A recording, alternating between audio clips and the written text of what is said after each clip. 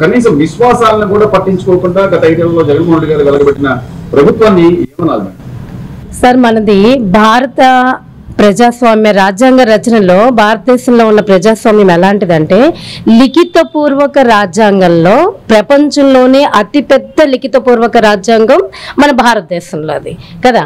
మరి ప్రజాస్వామ్యం ఎలా ఉంటుందంటే ఒక టీ అమ్ముకునే వాడిని ప్రధానమంత్రిని చేస్తుంది, ఒక సేల్స్ గర్ల్ ని ఇంత పెద్ద రాజ్యం 140 కోట్ల మంది ఉన్న దేశానికి ఆర్థిక శాఖ మంత్రిని కూడా చేస్తుంది. That is the beauty of the democracy.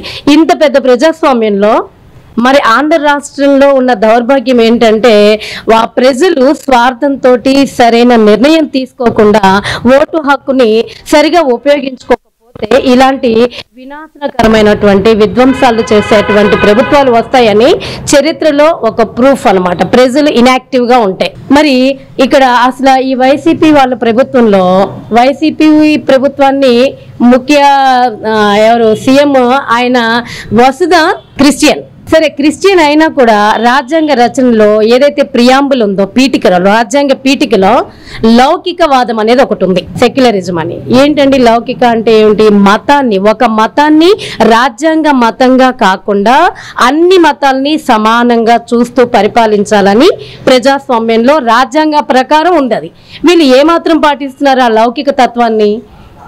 బాహాటంగా చెప్పకుండా ఆ క్రిస్టియానిటీని మాత్రమే వాళ్ళు నమ్ముకుంటూ మిగతా అన్ని మతాలని మరి గౌరవించకుండా ఉండడమే వాళ్ళ ప్రధాన ధ్యేయంగా. ఎన్ని విధ్వంసకర సంఘటనలు జరిగాయండి. అంతర్వేదిలో రథం తగలబడినప్పుడైతే అది 100 సంవత్సరాల చరిత్ర కలిగిన దేవాలయం. 40 అడుగుల ఎత్తున్న రథాన్ని 60 సంవత్సరాల నుంచి వాళ్ళు మనకి ఉత్సవాల్లో వాడుతూ ఉన్నారు. అంత గొప్ప రథాన్ని వాళ్ళు తగలబెట్టారు అని అంటే వాళ్ళ మూఢ విశ్వాసాలు ఎట్లాంటివండి? అదే మన హిందూ సంఘాలు గొడవ చేస్తే లాస్ట్కి వస్తే ఏమని చెప్పారు? తేనె తుట్టుని తొలగించకపోతే రథం తగలబడిందని అని చెప్పారు. అవునా? సుబ్రహ్మణ్యేశ్వర స్వామి దేవాలయం రాజమండ్రిలో, అక్కడైతే స్వామివారి చేతులు నరికేశారు. తర్వాత రామతీర్థంలో వచ్చేసి శ్రీరామచంద్రుని తలనే శిరస్సునే ఖండించేశారు. అసలు వాళ్ళకి పుట్టగతులు ఉంటాయా? ఈ మాటలు చెప్పాలంటే కూడా, ఈ పదాలు పలకాలంటే కూడా మాకు చాలా భయం వేస్తుంది అనమాట. ఆ పాపభీతి అనేది లేకుండా చేసేసారు కదా. మరి ఇలాంటి వాళ్ళకి శిక్ష పడకపోతే ఎలా ఉంటుంది? మరి సింహాచలంలో అయితే కానివ్వండి, అంతర్వేది కానివ్వండి, మన కనకదుర్గ దేవాలయంలో కూడా మరి ఉత్సవాలకి వాహనాలుగా ఉపయోగించే సింహాలని, వెండి సింహాలని మాయం చేసేసారు.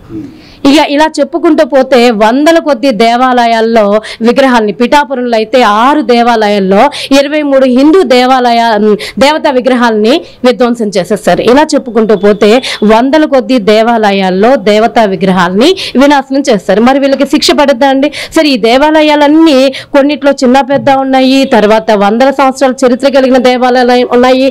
కలియుగ వైకుంఠ దేవుడిగా భావించే శ్రీ వెంకటేశ్వర దేవాలయంలో అదిగాక భక్తులు చాలా ప్రేమతో, స్వామి వారి మీద ప్రేమతో, భక్తి ప్రపత్తులతో కానుకలు వడ్డించే పరకామణి సైతం కోట్ల రూపాయలు కొల్లగొట్టేశారు అంటే భగవంతుడు చూస్తూ ఊరుకుంటాడండి? సమయం ఇస్తాడు.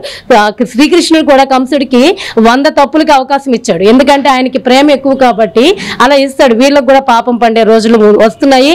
పరకామణికి సంబంధించిన కోట్ల రూపాయల కుంభకోణానికి సంబంధించిన వీడియోలు ఒక్కొక్కటిగా బయటపడుతున్నాయి. వచ్చిన ప్రభుత్వం ఏమి ఆషామాష ప్రభుత్వం కాదు. 164 సీట్లు ఇచ్చి 94% స్ట్రైక్ రేట్ తో ప్రజలు మంచి నిర్ణయం తీసుకున్నారు. ఎవ్వరు కూడా వదిలే పరిస్థితే ఉండదు. చంద్రబాబు నాయుడు కానివ్వండి, లోకేష్ కానివ్వండి, వాళ్ళ సత్యమైన పరిపాలన. ఎందుకంటే ప్రపంచంలో విశ్వం మొత్తంలో కూడా పెద్దల నానుడి సత్యమేవ జయతే, సత్యమే గెలుస్తుంది. ఎన్ని పిచ్చి వేషాలు వేసినా లాస్ట్కి వస్తే, వాళ్ళు ఎన్ని రకరకాల వేషాలు వేసినా కూడా లాస్ట్కి వస్తే సత్యమే గెలుస్తుంది. ఆ మాట అనడానికి ఒక ప్రూఫ్ ఏంటంటే ఈ పరకామణి కోట్ల కొద్ది కుంభకోణం జరిగిన దాంట్లో ఒక వీడియో బయటకు వచ్చింది. ఆ వీడియోలో వచ్చేసి అప్పుడు మనకి చైర్మన్గా ఎవరున్నారండి? కరుణాకర్ రెడ్డిను, ఈవోగా ధర్మాన ఉన్నారు. పేర్లో చూసారా? ధర్మాన అంట. నేతి బీరకాయలు నెయ్యి ఉన్నట్లుగా ధర్మారెడ్డి, వాడి పేరులో ధర్మం ఏమన్నా ఉందా? కరుణారెడ్డి. వాడికి కరుణ ఏమైనా ఉందా? ఉంటే దేవుళ్ళ జోలికి పోతారా ఇట్లా? మరి ఇలాగా పేర్లు అయితే పెట్టుకున్నారు కానీ మంచి మంచి పేర్లు, దానికి తగ్గట్టు అయితే వాళ్ళ నడవడిక లేదండి. రవికుమార్ అనే ఆయన ఉద్యోగస్తుల్ని మరి పావుగా ఉపయోగించుకుని కోట్ల కొద్ది ఆస్తులన్నింటినీ, శ్రీవారి ఆస్తులన్నింటినీ కొట్టేశారు. రియల్ ఎస్టేట్ లో పెట్టేసుకున్నారు. దొంగలు కొట్లాడుకుంటే అసలు నిజాలన్నీ బయటకు వస్తాయి. ఇప్పుడు వాళ్ళకి తేడాలు వచ్చి ఈ రవికుమార్ సిద్ధంగా ఉన్నాడండి. దోచుకున్న దొంగ ఎవడైతే ఉన్నాడో వాడే సిద్ధంగా ఉన్నాడు, మొత్తం విషయాలు నేను బయట పెడతాను అని చెప్పేసి. సత్యం ఆగుతుందండి, సత్యాన్ని ఆపడం ఎవరి తరం కాదు. Why? Because of truth is God. So 5 ఏళ్లలో సరే మనం చేసింది ఎవరికంటా పడదనుకున్నారు, లేదా మళ్ళీ మేమే వస్తామన్న కాన్ఫిడెన్స్, ఓవర్ కాన్ఫిడెన్స్ ఏదైనా కానీ ఈ రోజున బయటపడిన ఈ వీడియోలకు సైతం అందరినీ ఆశ్చర్యపరుస్తుంటే, మరోవైపు ఇంత చేసి కూడా ఈ కూటమి ప్రభుత్వం మీద ఒక సంవత్సర కాలంగా అసలు తిరుమలలో అది జరిగిపోతుంది, ఆ అపవిత్రం జరుగుతుంది, ఈ అపవిత్రం జరుగుతుంది అని చెప్పి మరి ఈ అదే దొంగ అనుసంధంగా ఎలా మేడం అదంతా? డే 1 నుంచి అంతే కదండి. వైసీపీ ప్రభుత్వం 2019 నుంచి 24 వరకు 5 సంవత్సరాలు పరిపాలిస్తే ఈచ్ అండ్ ఎవ్రీ డే వాళ్ళు చేసేది అవే. దొంగ అన్నట్లుగా మీరు అన్నట్టుగా చేసే దొంగ పనులు వాళ్ళు అవతల వాళ్ళ మీద పెట్టేస్తారు. ఏది వదిలేరు?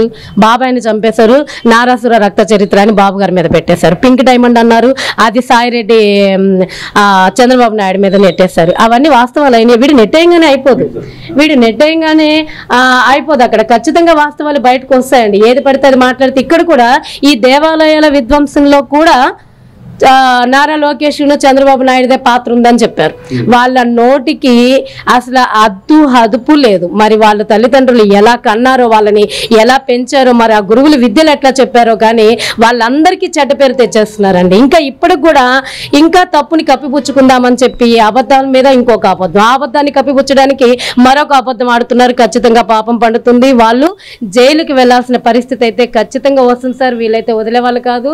సత్యం ఎక్కడ ఆగేది కాదు. చట్టం తన పని తాను చేసుకుంటూ పోతుంది ఖచ్చితంగా.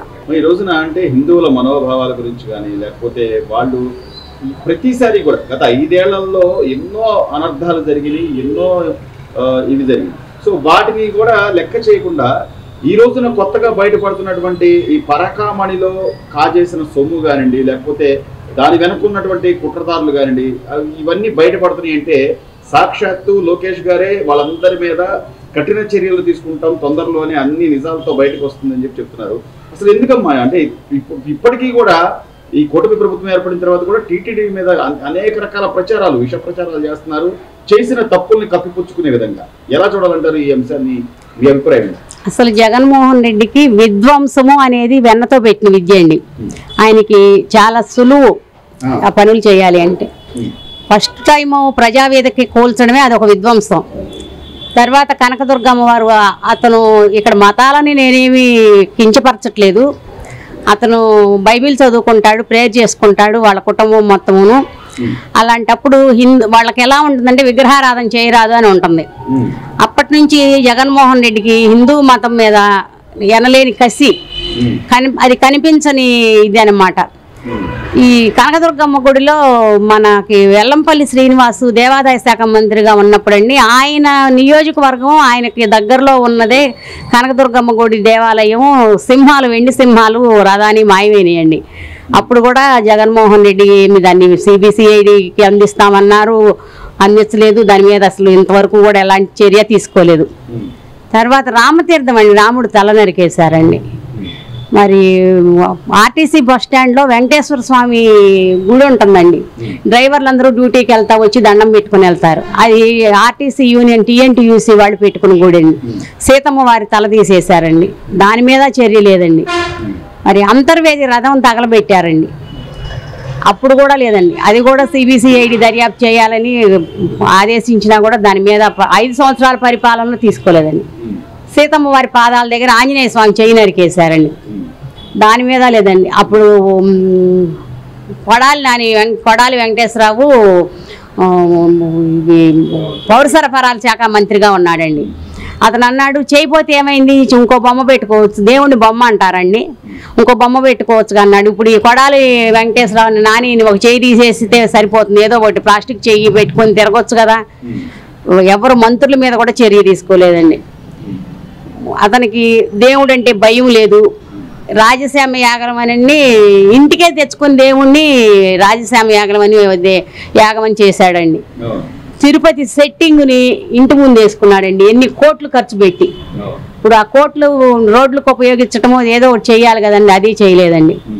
తిరుపతి పరకామణి అని డబ్బులు లెక్క పెడతారండి దానికి, ఆ లెక్క పెట్టేటప్పుడు అందులో పనిచేసే వ్యక్తి ఒక డాలర్స్ అన్ని కాజేసినప్పుడు అవన్నీ ఎక్కడికి పోయినాయి అవన్నీ అతను భార్య పేరున రియల్ ఎస్టేట్లో పెట్టాడండి.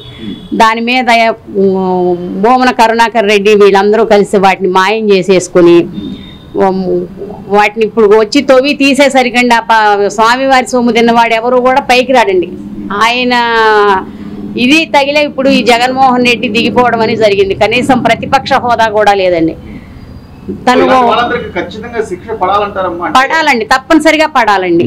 అసలు శ్రీవారి సొమ్ము ఎవరైతే తిన్నారో వాళ్ళకి తప్పనిసరిగా శిక్ష పడాలండి. చంద్రబాబు గారికి అలిపిరిలో అంత పెద్ద బాంబు ఇది జరిగినప్పుడు శ్రీవారి మీద భయభక్తులు భక్తి ఉండబట్టే చంద్రబాబు గారు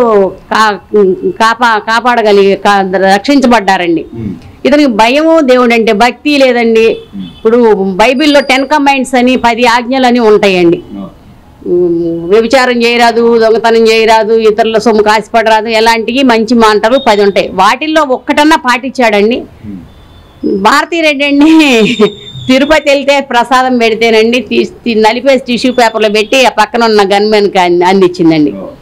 ఇతను తిరుపతి వెళ్తేనండి ఎంతటి వాడైనా డిక్లరేషన్ మీద ఒక సంతకం పెట్టి వెళ్ళాలి. అలాంటిది నేనే మోనార్క్ని అన్నట్టు సంతకం పెట్టుకోకుండా డిక్లరేషన్ మీద వెళ్ళాడండి. పెద్ద రాష్ట్రపతి వచ్చినా సంతకం పెట్టాలి. రాష్ట్రపతికి ఇతనెంత అండి? ఇవన్నీ తగిలే ఇప్పుడు 11 సీట్లకి పరిమితం అయిపోయాడండి. దేవుని కించపరిచిన వాడు ఎప్పటికైనా శిక్షించబడతాడండి. ఇతనికి ఇలాంటి చేయటం వల్ల జగన్మోహన్ రెడ్డికి అతని అనుచరులకి వీటి మీద ఎవరైతే పాల్పడ్డారో వాళ్ళందరికీ శిక్ష పడాల్సిందే గానీ అనుకుంటున్నామండి. Please subscribe to Leo news for more videos.